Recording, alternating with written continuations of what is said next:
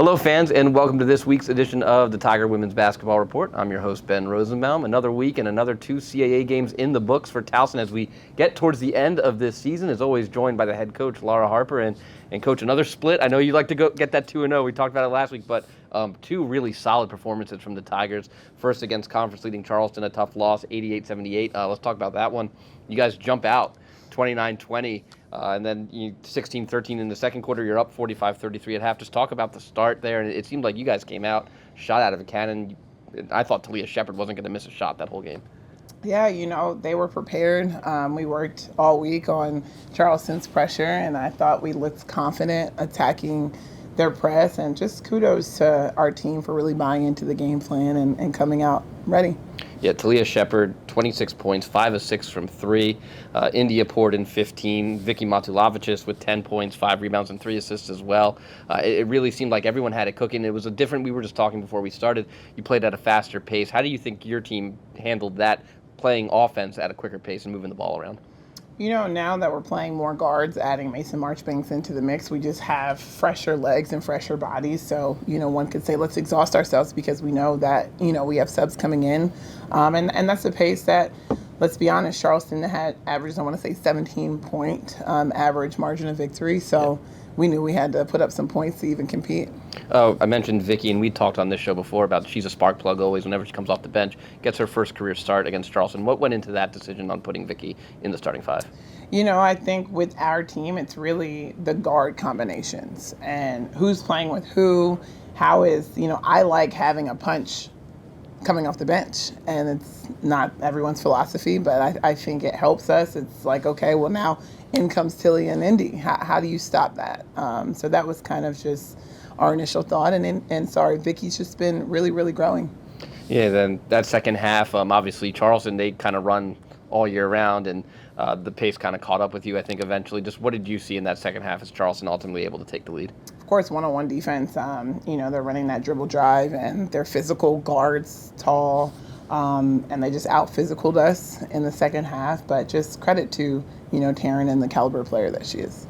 Yeah, and then rebounding, too, was a big margin there for them. I'm blanking on the name, but number 22 for them, I forgot to write her name down. She had 19 rebounds herself, and I know that probably was a sore spot for you, seeing them have 50 rebounds, I think, to Towson's 36. Yeah, mm-hmm. What was the conversation about the interior play? Ultimately, there's 3 things that we're continuing to see, right? One-on-one defense, rebounding, and ball screen defense. So ultimately, we can't hide or shy away from those things. And if a team gets 50 rebounds, I tell you guys all the time, when we get 50, we don't lose. Yeah. And then so you play the number 1 team in the conference, and then at the time, the second place team in the conference, Stony Brook, coming into CQ Arena, and Towson, slow start. It was kind of a flip from the Charleston game, 21-11 after the end of the first quarter, but then the Tigers find the offense, and it was 20-8 in the second quarter. What was the conversation between the quarters to your team? I felt like we were a step behind sluggish to start the game, and it felt like 1 through 5, they were just clicking and getting to all the loose balls unlike ourselves, and it was just, okay, it's still only the first quarter. We need to make it till half. And in the back of my mind, I said, this has happened to us, where we've had a good start, and if you just cut the lead, it gives you an opportunity. Towson ultimately wins that game 73-68. India finishes with 25 points, but it was Samaya Turner early on setting the tone. She was quick into double digits in the first half.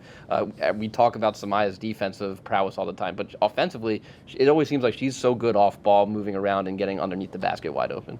For sure, she was playing a little bit of 5 for us, was getting some dump down, some quality finishes in the paint, which just at that time we were trying to find a way to score, and she stepped up to the plate for us. Yeah, I mentioned India's 25. Samaya had 10. Tilda Shukfist with 11. 3 Tigers in double digits as she was 3 or 4 from beyond the arc. And then late in the game, you needed a big bucket, and India Johnson, we talked about in the press conference, you have no hesitation to call her number. No, she wants this.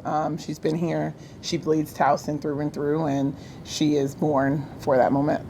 How comforting is that for you as a coach to know that you can put the ball in India's hands, or you have somebody like India that you can, maybe she doesn't take the shot, maybe she ends up passing it off, but she's going to make the right call, and she has the guts and the confidence to have the ball in her hands in that moment? It's everything. And she's worked to get to this point in her career. And it's starting to feel like she's owning these moments more and more every single day. It's her birthday, by the way, so happy birthday, India.